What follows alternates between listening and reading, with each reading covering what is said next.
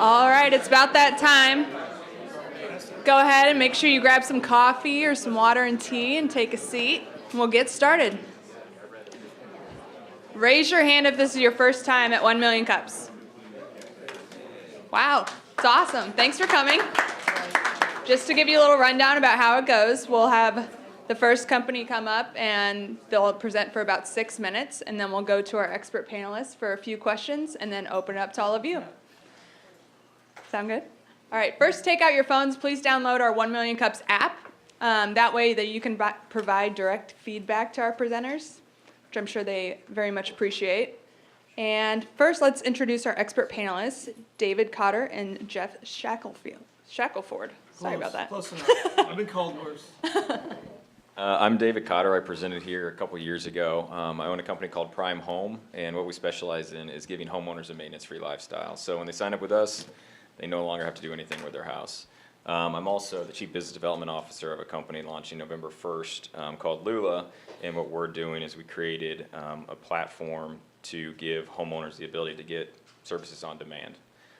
So we're excited to get that going. And I'll stand up because I want to give a welcome to the Jaguars, but most importantly to the Wildcats, because that's my alumni, right? Blue Springs, here we go. I also want to warn everybody the press is in the house, because I love to do this to Leslie, who's with the Business Journal. So anything you say is on the record, so be careful. I run a program called Digital Sandbox. We help very early stage entrepreneurs, typically earlier than these guys who already have product, kind of take that from an idea to hopefully working prototype, to go raise some money, get yourself in business, create some jobs. That's what our mission is to start businesses and create jobs. So all you high school kids, I would suggest you learn to code, because you will not be unemployed and you'll make a damn good living. Thanks.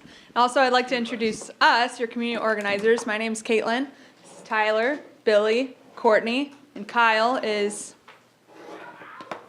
I knew he'd do something. He's back there. So come and introduce yourself if we've never met. Afterwards, we'd love to meet you. And I'd like to introduce our first company, Punch List It. Please help me welcome David and Kate. Good morning. So my name's Kate, and we are have brought to market, and are going to grow something that's going to revolutionize the home repair, remodel, and service industry. You know, there's a problem. There's a problem for consumers who can't find good contractors, who can't follow up with good contractors, and get subpar work at times with no support. And there's a problem for contractors. They're spending an enormous amount of time on the phone, chasing down the next job, trying to figure out what people want and when they want it. So the current online solutions are not solving that problem, but we plan to, and we are already. We're a solution-based company. So what does that mean? Well, we're connecting pre-qualified, licensed, insured home improvement and service professionals. We call them our pros, with consumers. We call those our members, who need help in their homes. We're not looking for every contractor. We're not looking for every consumer. We're looking to give people a really great place to come and get things done better. It's a private platform that we have built ourselves. We're able to quickly and efficiently connect people together to get a job done. And we're being disruptively innovative about it. We're changing the way it's done. See, it's about time. It's about time because consumers are spending 6 to 14 hours on any given project to find someone to fill that need. And contractors literally are spending 13 to 20 hours every week on the phone, returning messages, trying to figure out what color blue someone wants in their kitchen. So this is how it works.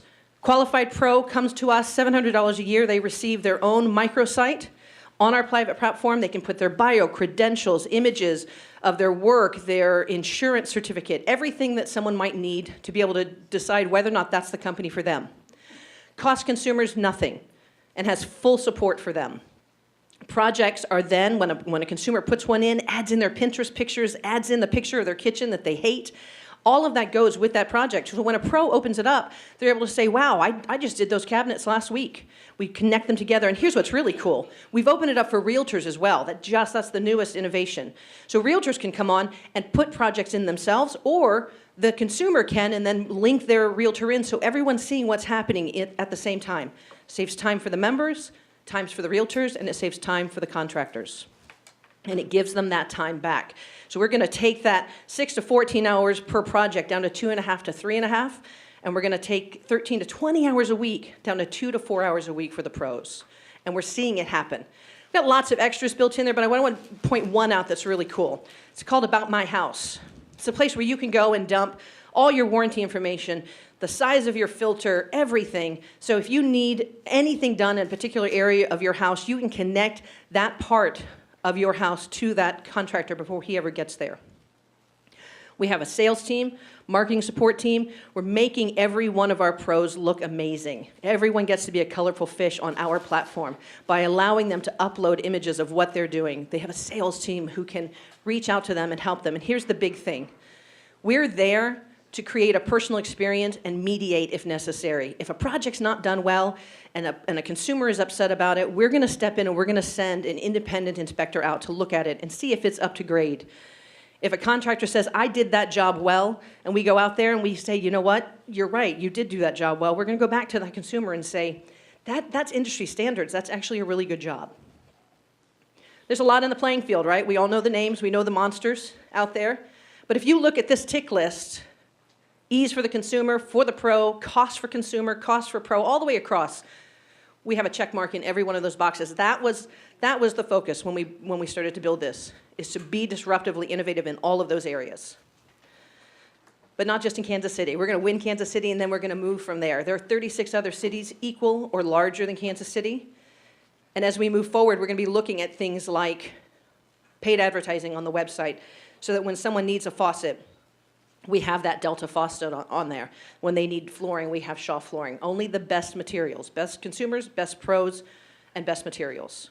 I want to introduce to you the man who conceived all of this. He built my house. That's how we met each other. That's when I figured out all the problems that are out there in the world, in the consumer and contractor world. Dave Schaefer. Hey, thanks for having me. The bottom line is this, right? I want everybody in Kansas City, every city and beyond, tell themselves, why wouldn't I go to Punch List to get anything done in my house? And here's what it is. The secret sauce is the pros, the builders, the remodelers, the people that do the day-to-day stuff, the install, the tile, the carpet, the roofing, the new bathrooms, the kitchens, right? So as a member of the National Association of Remodeling Industry and also being affiliated with the Home Builders Association, they all have a code of ethics, okay? Everybody has to do something to industry standard or better, okay? We go out and actually interview the pros, make sure they know what they're doing, have the background and things like that to make sure they can implement what those consumers want, right? So that's the key. So why would anybody go anywhere else, okay? That's a big key. And let me tell you why pros are signing up with us for two reasons. One is you as a consumer get to go to our site, kind of like Pinterest for your house, right? You get to tell us the colors you want, the type of cabinets you want, countertops, shower doors, windows, right? So imagine if you're going to go build a project. You go to our platform. You want a brand new kitchen. You want white cabinets with the new gray countertops, right? You want the glass backsplash. You're actually putting those things into your vision board, your mood board, and you're hitting submit. You're back to your life. You're back on the soccer game. You're back to your family, right? And what's cool is we're doing all the heavy lifting for you on Punch Listed. So that goes out to the pros that could take that and make that work for you. And what's cool about it, as a pro, I get to see that mood board. I get to actually go, I can do that project. And I could actually provide photos of projects I've done similar to what you're looking for, right? What's really cool and what's key about that is that I get to show up at your house with a sample of a cabinet door, a sample of the tops. We're already touching, feeling, already getting excited about, does it work with my colors? Now we're going from appointment 1 to appointment 3. So I've given you your time back, which is one of our big issues, right? Because we hate it when someone shows up, we got to tell them what we want, then we got to go, okay, let's go somewhere. Now we're putting together bids, we're doing a lot of things, right? So now what this does for us, it allows us to really expedite that quicker.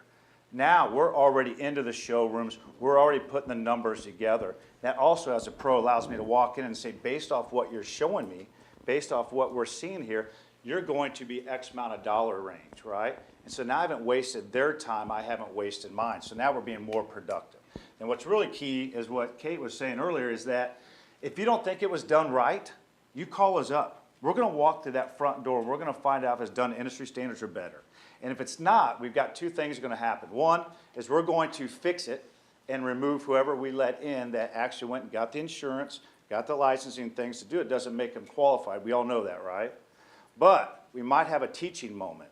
let's say we get a younger person in there that's a tile setter, doesn't realize that the factory edge needs to be on this side, makes a little bit of a mistake. Now we got a teaching moment, and now we're really concerned about the next future of pros coming in. So why would you not go here, right? Have fun, tell us what you want, hit submit, walk away. Let me do all the work for you. And thanks for having us.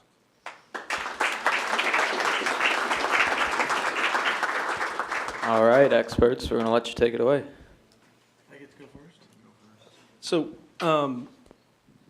if I'm looking at the website that you have these, some of the pictures have names. Is that who did the work, or is that somebody's house? Like, I could put one out if somebody did the work. So what's cool about this, right? Here's another marketing part for the pro, okay? A lot of us guys that have been in the industry for a long time, first house I ever built was Cedar Creek, very beautiful home, and I had a lot of guys did a lot of great stuff with it, right? What's really cool is that when I build my microsite as a pro, I'm putting photos of my work on there. And also, then every time somebody's, just say you're at the dentist's office, right? Or you're waiting to walk in to take a test, you could go to punch list it and scroll through and look for your next great idea for your kitchen or bath. And you may come right across a company like Tailored Homes, the name of my company, and the kitchen, and there's my logo, and there's a picture of who did it. So now you may not want to go through the whole process. You may go, I want that kitchen. And so you click on it, and that's a direct link to us, and it's another marketing tool. And then also we encourage them to put other things like their favorite color and what gum they like to chew. And then will you have any rating system for the Yes. people that have done work? Yeah, so everybody gets to be right there in the middle, right, until they actually start doing it. So during that interview process, we're checking to see what their code of ethics are, what affiliations they have. We make sure that their insurance certificate's all valid. So we've kind of already done what we've needed to do to make sure that they're qualified to be a good pro. But just because they have the insurance, because they have, doesn't make them good. So we also getting the feedback and referrals and references. And to answer specifically that part of it is that while it's not there now, that is our next phase. That's what we're moving on now. But it's not just for consumers to rate contractors. It's also for contractors to rate consumers. Oh, that'll be interesting. Yeah. Because, Right. I mean, you want to know if someone doesn't pay on time.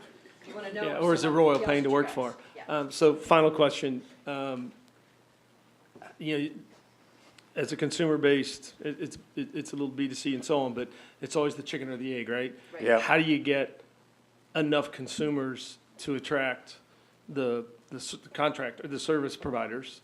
Or how do you get enough service providers without having enough consumers to make it worth their while? It's a challenge. It's an extreme challenge. It really is. We did a Facebook post, and we did a little boost to it, just some simple marketing. We really haven't done a really big press release yet. And we just said, hey, and I'll tell you what else was key is we had 8 women that actually helped us through the whole developing side that says, hey, build it like this, make it look like that.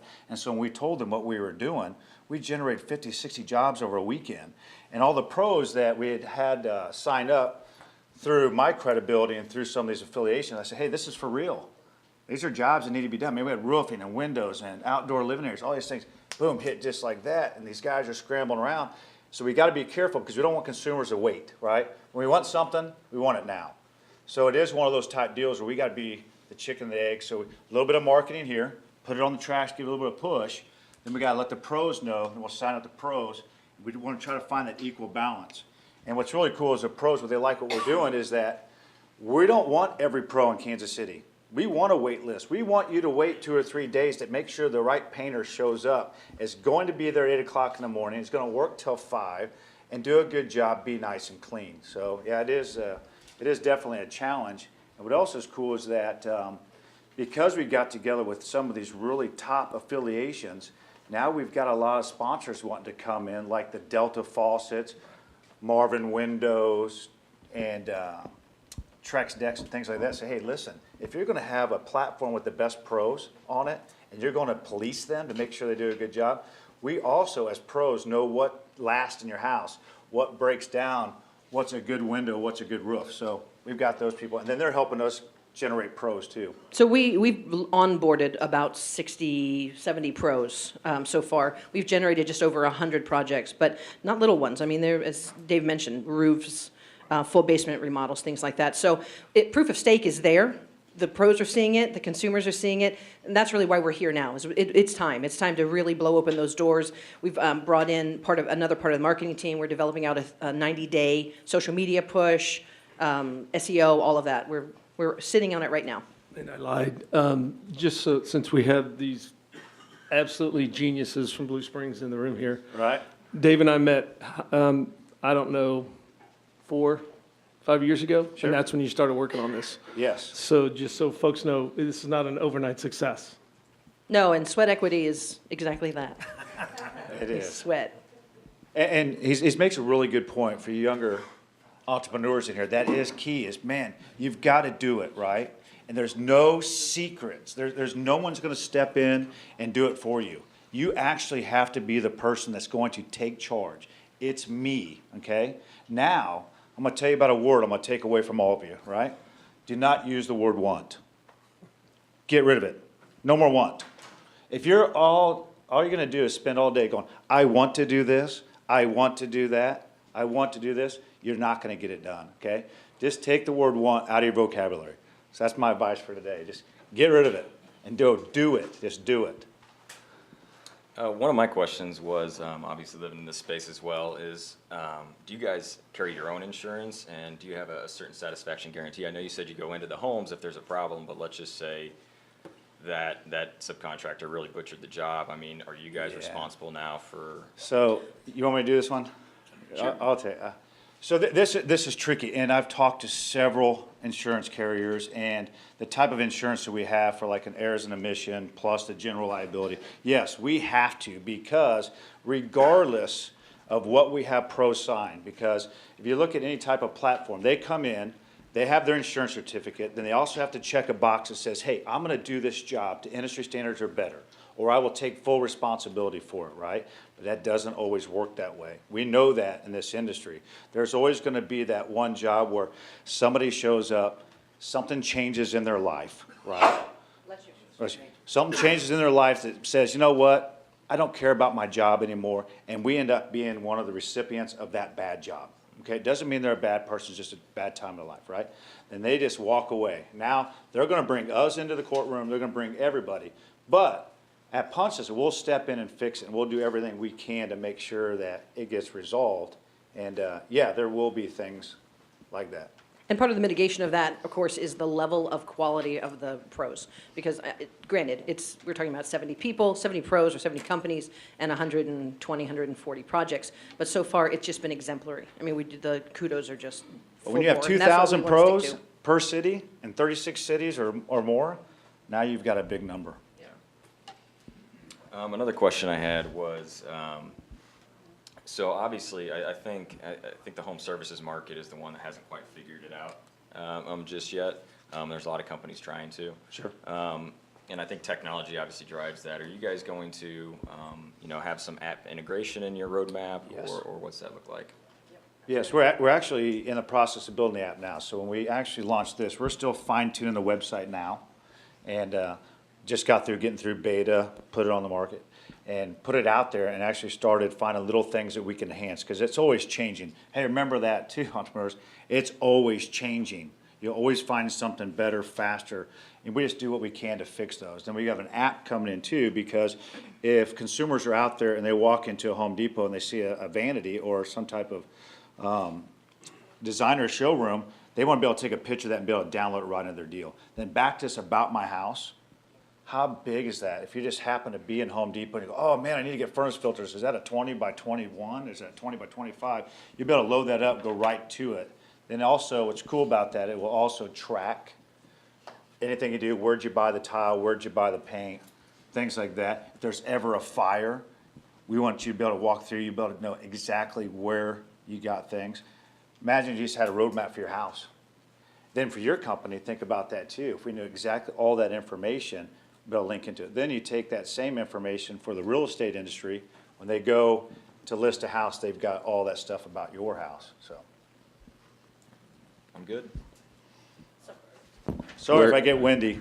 Oh, you're right. We're going to open it up to audience questions. Guys, get those hands up. All right. I'll take the one up here up front. Good morning. Morning. Thanks for coming to Million Cups. So, are you familiar with the concept of reversion to the mean? Do you know what that means? No, tell me. That means as an entity grows, the quality that can be provided has to go down towards the mean, towards the middle. So you can pick the best contractors when you got 100 of them or 10 of them or whatever, and you hand pick them and you're doing, 700 jobs a year or whatever I calculated for $70,000. But if you're in Kansas City and 36 other markets, to make it profitable, you're not going to do it on $70,000 in revenue. You got to do it on $7 million of revenue. Yes. So that means you got to bring more people on at $7 a hit, which means the pressure on for cash flow is to sign up people who show up, who have a insurance certificate. Yeah. How are you going to manage that problem? Well, we're gonna cross that bridge when we get there, but yes, we were thinking about. You're there. Right, we're there. So as we grow, as this thing starts to mushroom, as we have pros signed up, right, and they have to check the box and make sure they do a good job, right? And yes, it's only $700 a year, which isn't much to actually be able to house all your photos and things like that. But yeah, when you start going into other cities, we'll have to have teams. And what's really cool, being a part of the Home Builders Association, being a part of the National Association of Model Industry, I've got a lot of guys that are ready to hang it up as floor guys, hang it up as trim carpenters and framers that say, hey, I want to be a part of your solution team. And we'll just send them out and just have to really, it's that whole verification process, right? Picking them up, getting the references. We just got to do a really good job. But yeah, you can have 2,000 pros per city.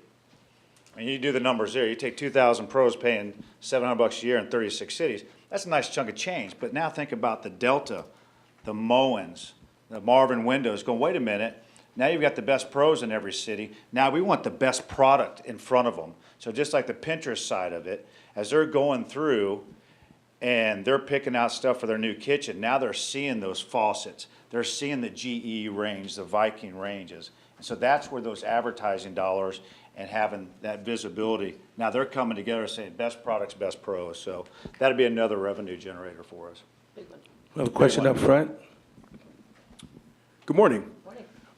So with your platform, are you all doing anything currently with any FHA projects? So like a 203K, do you have contractors that are certified in that and with everything that comes with it? Is that easy to search for that right now? No, but not yet. But those are great. Those are great things to include. So the Federal Housing Administration, so FHA. So I am actually a licensed appraiser, which I did a lot of FHA, and which come with inspection. And it's a great program, or the reverse mortgage type stuff, right? We've actually started talking to banks, and I'm also an approved VA builder, which is pretty big too. So what's really cool, we want to be that one place for your house, okay? So whether it's a remodel, it's a build, it's a loan, it's keeping track of your records, right? So we've actually started talking to some banks locally, says, hey, wait a minute. If you're going to have people generate an $80,000 kitchen on a mood board that they're going to hit submit on, then we're going to have the product people out there saying, hey, we want you to use these products in a new kitchen. Now we've got the lenders going, hey, wait a minute. They need an equity line of credit for this, right? Or, hey, get a VA loan, get a FHA, get a reverse mortgage. So now they're going, hey, wait a minute, we want to be a part of this too. Because we want people to actually have that full circle experience, right? So they'll be able to do that. We even have the insurance companies go, wait a minute, we want to insure that project. We even have some credit card companies say, wait a minute, you realize you could go get a credit card for 18 months at 0%? And they'll put a deal on there and go, hey, hold on. We'll finance the whole project for you. You got 18 months to pay it back. So there'll be programs like that on there as well. And what's really cool is for consumers, and what Kay wants to do is really have a deal. Let's say if someone calls in, they don't know if they want to be their own general contractor or they want to hire somebody. They may just need somebody to talk to, saying, hey, I'm thinking about doing this. What steps should I take? So we even have our own YouTube channel. So we want to actually get some videos out there that will actually help walk through that process, because it is a big investment. If you're going to do a kitchen, it's expensive. If you're going to buy a house, it's expensive. So. Question in the center. Good morning. Nice presentation, guys. Thank you. Two quick questions. Is this specifically related to remodeling? Are there other home services like window cleaning or lawn Absolutely. mowing? Okay. And then secondly, I just didn't observe your slide, not enough coffee. As far as how you're differentiating yourselves, there are a lot of players in this market. Can you talk a little bit more about that from both the consumer and the contractor side? Yes, we all probably have heard home advisors who just actually bought Angie's List. Now, I think what separates us is a couple of things. One is that it's the quality of the pro. Because I don't know if anybody saw the big story on, and I'm not knocking home advisors by any means. They do a great job. They get a lot of people through the door. But they just let anybody in. It's a numbers game for them, right? Just here, go, boom, here's jobs, here's 15. People still have to pick up the phone. So if I sign up as a pro at Home Advisors or Angie's List, it's just like Google search. What we've done, what separates us, is we're reverse Google, if you will, because you tell me what you want, when you want it done, how you want it to look, then I'll find somebody for you. Versus, if I go to Angie's List or Home Advisors, I get a list of 10 people that I've got to pick up the phone and call them, and nobody wants to call anybody anymore. You know what? Put the phone down, right? We're wasting too much time on the phone. You hit submit, you walk away, I do the heavy lifting versus I got to call. You know, then people are calling me why I'm in the middle of a meeting, why I'm in the middle of a project. It's what separates us. You know, and those companies, so some don't charge their consumers, but they charge their pros. Others charge the consumer, or you can do it for free on Angie's List, but you have no customer support at all, zip. But it's not, the value proposition for a contractor is really not nice. And I'm sure they're making tons of money, to your point. That's an amazing revenue stream. We could do that. But the whole point is, you know, when someone pays to sign up and then they don't even ask for the lead, but it just comes to them because it's in their category and they pay for it, you know, time and again. And they can't stop them. So every lead that comes through, whether they get it or not, bid on it or not, they pay for it. And to us, that's unconscionable. So I hear you. We understand that we could do a similar thing and charge consumers and charge contractors more. That's not who we are. It's not what we're about. Family. We're going to connect with other outside revenue sources to bring it in through paid advertising and things like that, so that the consumer and the contractor have a safe, wonderful place to come. It may seem Pollyanna, but it's time. It's time to treat people with heart and kindness and get the job done well and save people time and return them back to their families. Another question back here? Good morning. Well, good morning. I don't have really a question. I know there's a couple other people who have questions, so I'll be quick. I'm an architect in the architectural profession, a designer, and I think you guys are onto something. However, what I hope everyone understands is it's an incredibly complex and complicated profession and process. I think you've hit on one point, and that's kind of the subcontractor market in the residential arena. I feel like the next area of growth for you guys is the commercial market. That it's a whole nother animal. Absolutely. And it's double gross capital for the nation. Absolutely. Another thing that I would encourage you guys to think about as you move forward is this is great from a technology standpoint and how you make connections. However, what we're dealing with in the industry is that just the sheer quantity of the trades are at an all-time low. And so we're seeing that start to come around the bell curve because younger people are understanding the value in that tradesmanship. But I think there's some points that you guys can really attach to and grow from, because I think the residential market is kind of, I don't know, it's this nebulous thing where the commercial market right now is rock solid. And so those are just some thoughts. Hey, Appreciate that. I'm gonna make a point to what you just said too. It's really, really important, and I mentioned this earlier. We have a thing called the Futures Program with the National Association of Remodeling Industry. So people aren't getting into the trades, and who's going to pay for that? We are later. When there's nobody out there to service your air conditioning when it breaks down and it's 95 degrees outside, you're going to pay through the roof because no one's doing it anymore. And if we're not out there as an industry teaching that next generation, this is a great lifestyle, right? But if we could help them not chase bad jobs, help them build a good customer base and become part of a family in this industry, we're going to be okay. But yeah, it's at an all-time low. I mean, it's going to come back and bite us here real soon. So if we don't fix it now, we're going to have a problem. All right, thank you very much. Final question. What can we as a community do for you? Become part of our family. That's what we're asking you to do, be a part of our family. And what I mean by that is talk about us, right? We want our pros, if you know anybody that you feel like is a quality pro that you've had in your home or your parents have had in their home that did a great job painting, replacing appliances, tile work, carpet, roofing, tell them about us. Tell them that we're building a family of qualified contractors, okay? Then tell consumers. Like us on Facebook, share us. Hey, I met a company that says they want to change the way it's done in Kansas City by giving consumers a better place to do business because they care about you once you become a member. So please just tell people about Punch List It. Look for us on Facebook. Talk about us. Call me up direct if you got questions. Anybody interested in the housing industry or any of the trades, there's a lot of great stuff there. let me know. I'll help you get in the right direction. And give us feedback. We Yeah, do this please. egolessly. So you'll find us through Facebook, you'll find us through our website. Send us a message. Tell us what you think. Tell us where we could do better. Thank you for your time today. Really appreciate it.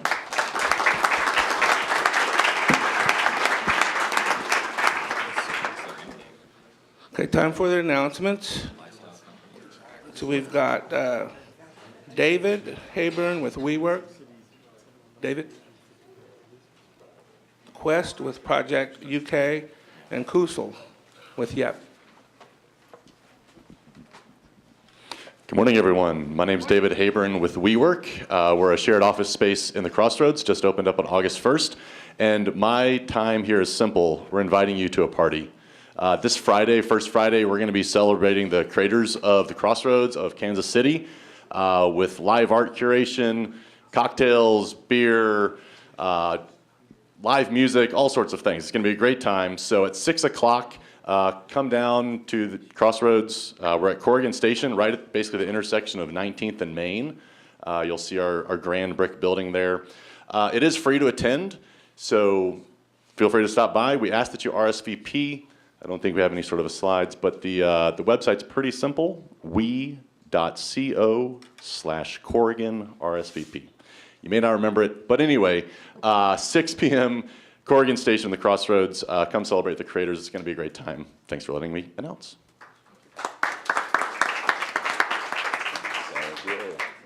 Good morning, everyone. Morning.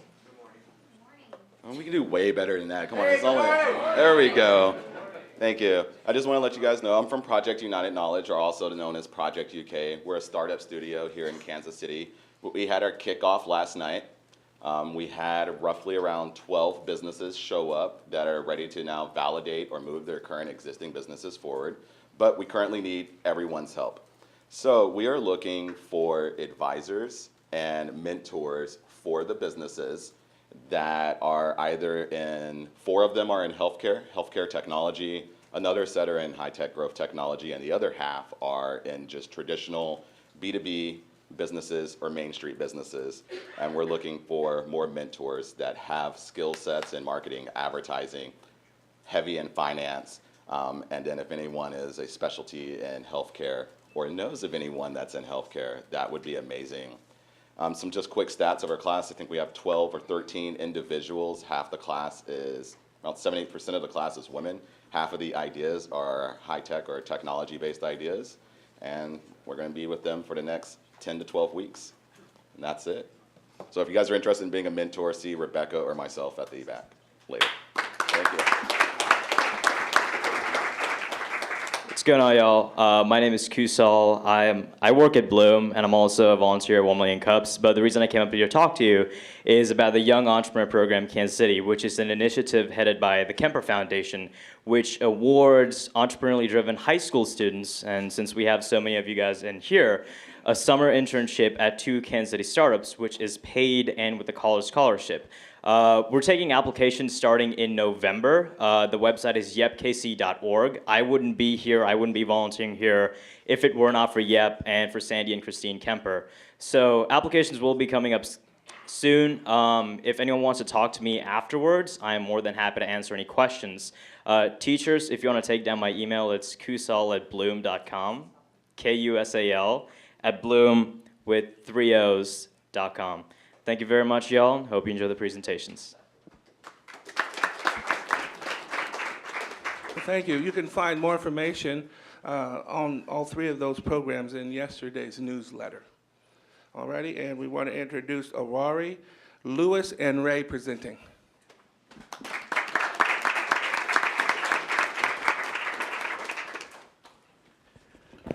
All right, good morning, everyone. Morning. All right, that sounds a little bit more like 1 million cups of coffee out in the crowd, so that's pretty good. Like Billy was saying, my name is Ray Sanders. I'm the Chief Technology Officer for Aurori.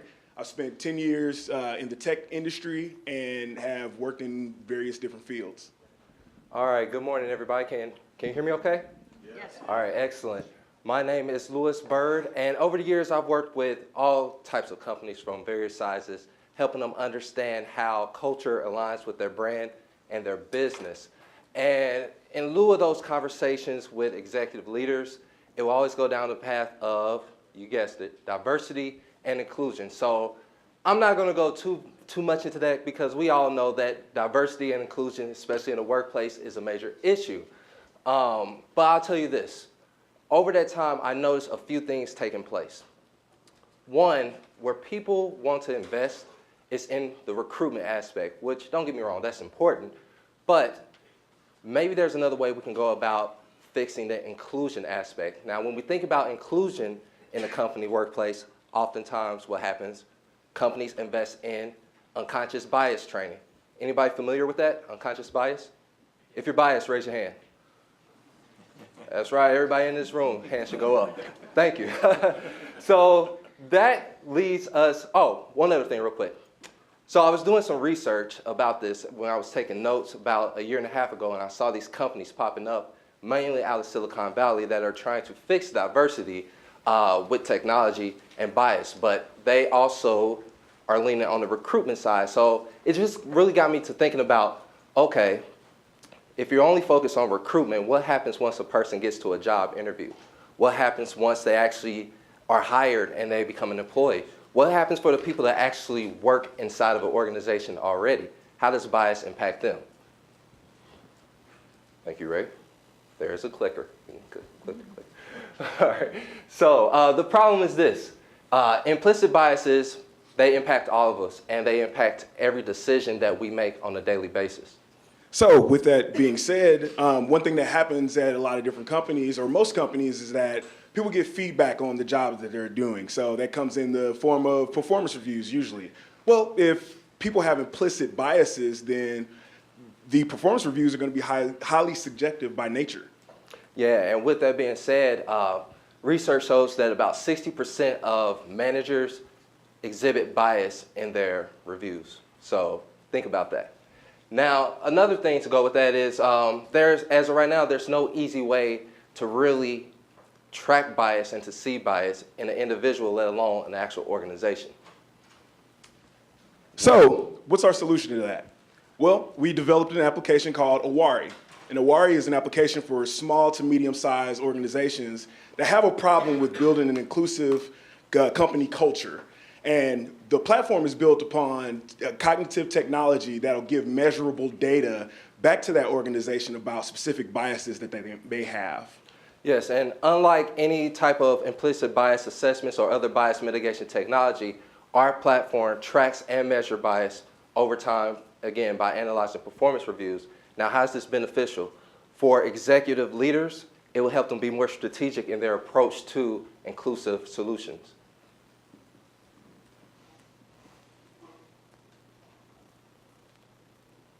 And we will have a tech issue. There we go. All right. So basically, again, our platform analyzes performance reviews. Now, how does this work? Organization can upload, their HR credentials, so we can understand who is their employee group to begin with. And then we cross-reference that information to the actual performance reviews that they upload to the cloud as well. And again, utilizing our machine learning, we look for patterns within those performance reviews and understand, okay, this pattern is showing this person is exhibiting some form of a sentiment, whether that's positive or negative, or hopefully neutral. And part of that analysis is the company can upload any number of performance reviews that they've had. So presumably from the beginning of time, we can take in those performance reviews and analyze and see if those patterns have persisted. So the good thing about this is, again, tracking and measuring. The companies can then understand exactly what types of biases that my organization has. And then we can drill it all the way down to an individual manager, all the way to a department, as well as eventually the entire company overview. And then the other thing about that is we built in to where the company can get recommendations based off of their specific bias. So instead of taking a very blanketed approach to their bias training, they can actually at this point be very specific about which types of biases exist in our organizations, and we'll give them recommendations on how they can improve it. And we are platform agnostic, basically meaning that we work across multiple platforms. It's cloud-based, and it is mobile friendly. here's a quick video that just kind of briefly goes through the UI aspect. Analysis is going on right now, and then basically they see a percentage of whether it's a negative, positive, or neutral sentiment. They can see race breakdowns, they can see age. Again, we're primarily focused on race, age, and gender. And then at this screen, they'll be able to go in and see in the scatter plot which types of biases are in their organizations based off the reviews, and be able to look at 2-year increments at that point. And did it freeze? Maybe. Well, also one more thing about the scatter plots is that we'll have the functionality to dive deeper into what gives you these scores. So hovering over one of these scatter plot points will actually show you what language was used in order to come at the either negative or positive bias in each category. And real quick, although we keep saying bias, we're actually talking about sentiment. I'll talk about a little bit that later. Our video froze. All right, so let's talk about the market. So market validation. About 70% of multinational companies are already using some form of performance evaluation. Then as we think about the United States, there's about 30 million medium-sized companies there. And the HR software industry is about $14 billion industry. So it's a lot of money in there. And mature HR organizations are spending about $4,434 per employee. And less mature organizations are spending about $2,200 or $2,211 to be exact. Scott knows his numbers. So we do have competition out there in the market, some direct, some indirect. Many other competitors in the market right now tend to focus on maybe one type of bias, so maybe gender bias or age bias. And then Project Implicit is a platform for assessment, so usually that gets lumped into a lot of solutions that different companies use. But what is our competitive advantage? Like, what makes us special? So we're the first to launch a platform in this specific way that analyzes performance reviews, that gives an analysis of over time, what is the language being used, what is the sentiment being used for people that work at the company. We also include strategic counseling, strategic consulting, so that we can work directly with that client in order to figure out what, after we get the analysis, we can take that and give them pointed results or give them pointed classes that they can take or things that they can do to improve on their bias. Also on that same note, on the roadmap, we're going to provide a smart learning system. So we're going to provide an integrated learning management system that will suggest classes that that organization can take in order to decrease or mitigate any sentiments, positive or negative, that they might have. So our challenges to the market so far. So our biggest challenge is it's sort of a gift and a curse type of thing.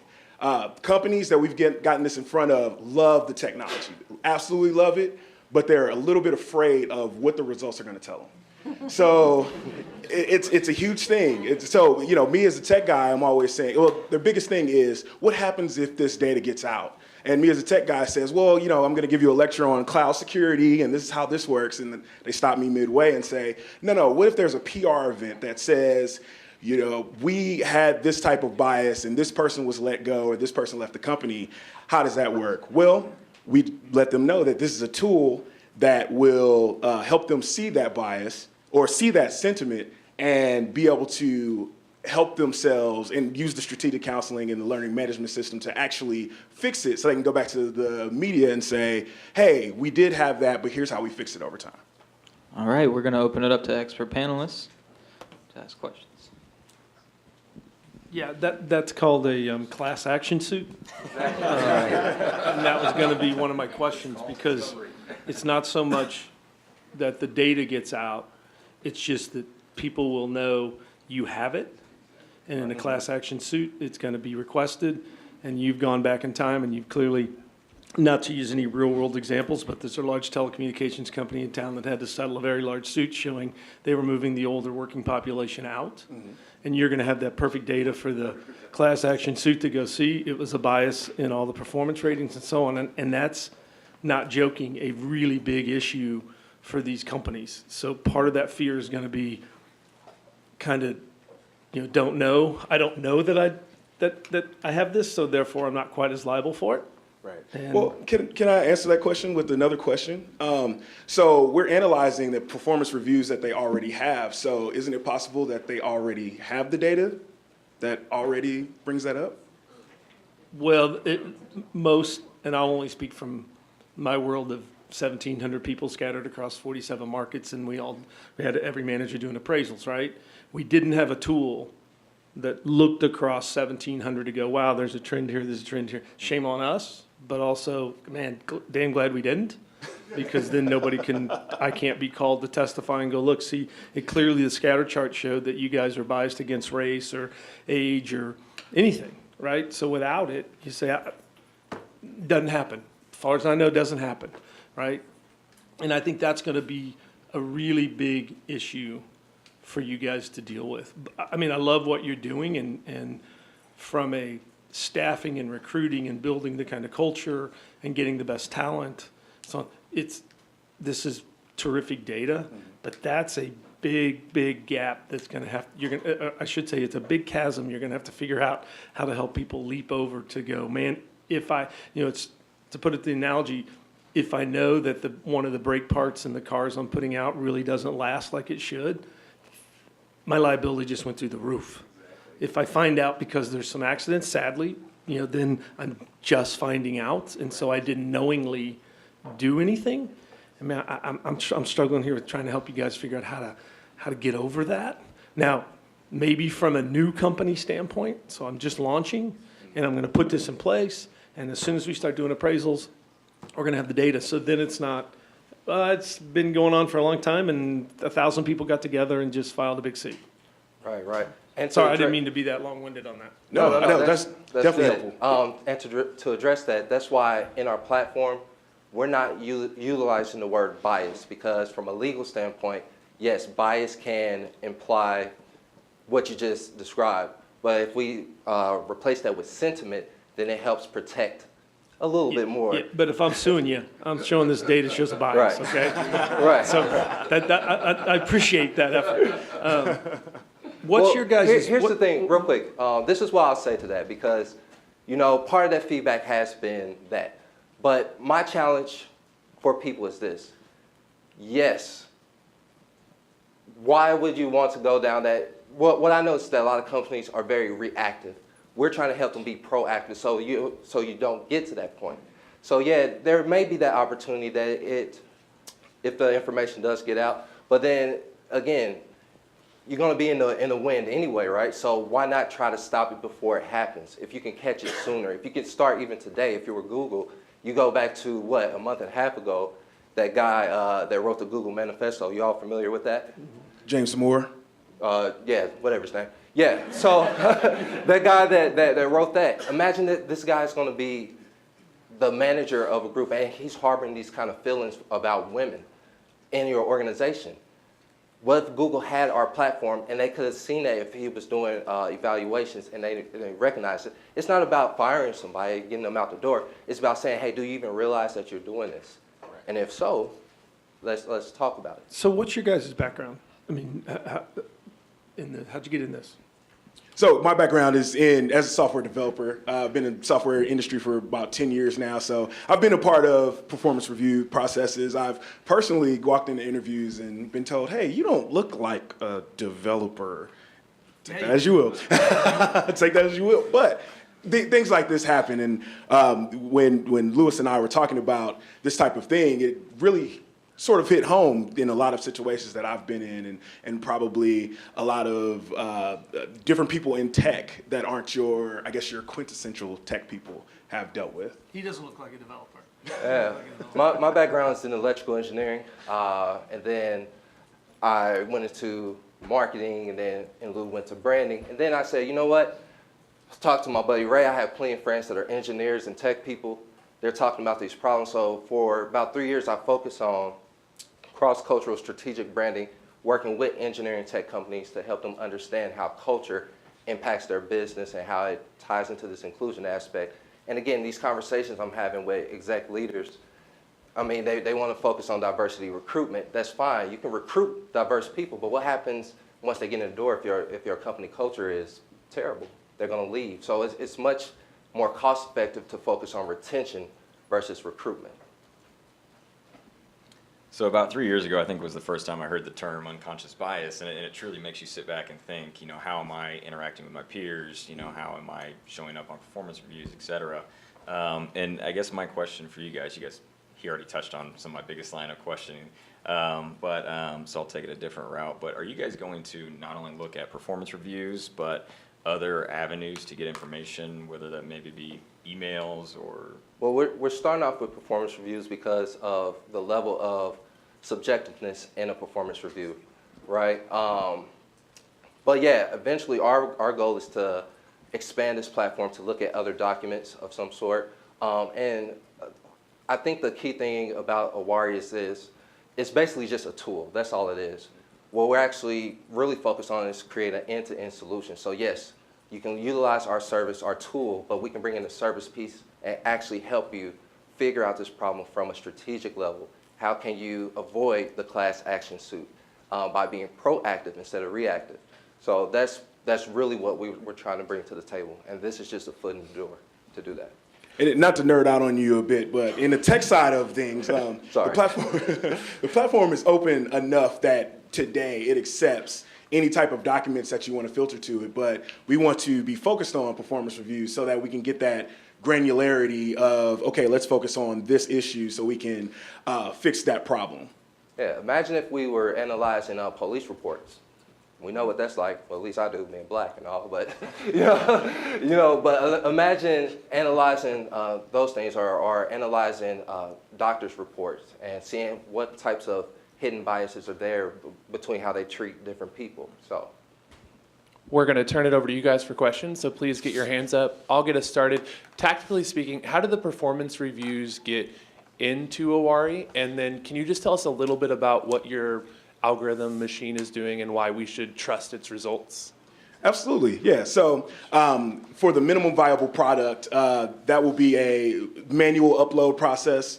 So if a organization has their performance reviews stored off on a drive somewhere on, in their servers, they can upload those documents, so Word documents, text files, all of that good stuff. That gets uploaded to the system. The cognitive technology that we're using at this point is IBM Watson's natural language understanding. So basically what Watson does is you can go online and play with it if you would like, but the natural language understanding will take the context clues into the subject, verb, and whatever you're talking about in that and assess a score, either a positive or a negative sentiment. So the other piece of the application is taking a wiped, so no name, just demographic data, so age, race, gender data of the employees at the company, and to extrapolate that data to the performance reviews to see, hey, are there any patterns? Are there more negative sentiments for males over the age of 60 or women under the age of 20 or something like that? So that is the sort of the nuts and bolts of how we're analyzing the sentiment. Ray, I don't think I ever heard you sound that nerdy in my life. Got a question back here. You haven't seen me at work. Question in the back. Yeah, I'd just like to follow up on what Jeff said. I think his points are correct, so I kind of have a twofold question and then a comment. Have you guys considered, number one, and when you said the big S word, which means security, and so I was thinking that at least for part of this, what you're trying to do could be, have you looked at maybe creating something that can be an install versus a cloud accessed thing? And to that point, my thought was, to speaking to what Jeff spoke of, if you went that route, maybe if you provided sort of that anonymous, over the top, does bias exist in my company type of a thing on an anonymous level, that's one phase. And then if people wanted to drill down into a specific performance review for a specific person, they would be able to do that as a second tier type of thing. So. Yeah, to address that, the second part of what you said is essentially what it does. It's one, from a security standpoint, different people are going to have levels of access to the application. So if you're like a general HR person in the organization, you may only see that top level anonymous aspect. But if you're like the HR director or vice president of HR or CEO of a company, then you'll have the ability to go in and see all the way down to an individual. Now, with that being said, some of the feedback that we received was, again, how can you, maybe if you can make it more anonymous and bring that to the platform. We heard that. Here's my challenge with that, or I should say our challenge. How does that solve the problem, being anonymous? You already know you have bias. Everybody knows that, right? So, but if you can get beyond being anonymous and actually see this department has the bias all the way down to this individual, then you can actually go and try to mitigate the bias with that individual. You don't have to do a very blanketed unconscious bias training for the whole company that the whole company may not need it, or you may be focusing on the wrong thing. You may need to focus on gender bias, and you can work with that individual, but you won't know that if you're anonymous, right? Or maybe, I don't know. Question back right. Yeah, let's talk about monetization. So you mentioned recommending classes once these reports come out. How does that look like? Are you going to partner with organizations to bring those classes in, develop it yourselves? Yeah, we're gonna develop it ourselves. We're already working with a what would you call? Local learning management system content creator. Yeah, there we go. Yeah, so that's just part of, will eventually be part of one of our tiers. But yes, it's all going to be roped in. So it's not going to be like, well, it may be a separate thing that people can get separately if they choose to. But the beauty behind our smart learning management system is very specific to your organization. So it's not going to be just every, whatever a wide approach. It's going to be specific to your organization's needs. Another question back here. I have a real concern for your liability that you're injecting into a community, into a business. If I was a litigation attorney, I would stop and thank God for what you're about to do. If you're a 65-year-old, black, female, lesbian, transgendered Muslim, and you go in there and you apply for that electrical power engineering position, and she says, I'm an expert in 32-bit microprocessors. And the lady at the HR department says, well, we're hiring three-phase 12 kVA power engineers. I'm going to go to the lawyer and I'm going to buy my next Tesla based on what you guys just did. Question up front. Hi. So you started off and you said that you're aimed at small to medium-sized organizations with problems with inclusion. So my question to you is how you're going to market yourself, because it's not like companies are going to go around and be like, oh, we have a problem with inclusion, so we hired a company to fix us. So how are you reaching out to those companies and gaining business? Well, to answer that, kind of going back to Jeff's point earlier, maybe it's easier to start with the smaller businesses that are a little bit earlier on. I know that from experience working with companies already. But this is the thing. Companies are already doing it indirectly. Google puts out a transparency report every year. Nothing's changed. Who else? Every tech company has done it, put out a transparency report. We're seeing other industries doing it. So they're talking about change. They're saying these are the things that we're doing, but it's all the same thing. So we're trying to, and when I say the same thing, it's unconscious bias training, very blanketed approach to it. So in terms of how we market it, we're looking for the pain points. We're looking for the companies that are either in pain or the companies that want to avoid the pain. And hopefully what we're really looking for are companies that believe in this process so they don't get to class action suits, so they can avoid any of this stuff. Right, and really, really quick too, like the companies that we've talked to so far have been the ones that have said, hey, we do have this problem, and we would like to see what your tool can provide us to do something different. So it has happened, but it is a voluntary response type of thing. Like people will have to, or companies will have to notice that they have a problem in order to use the application. Oh, and then one quick thing to go along with that, so you don't think that we're like too far out there.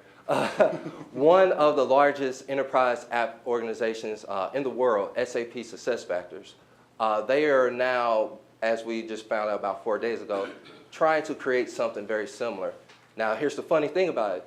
We met with SuccessFactors about 5 months ago, and we had several conversations. We held a demo with them, and they was like, you know what, guys, this is great. We love it. A little bit too early.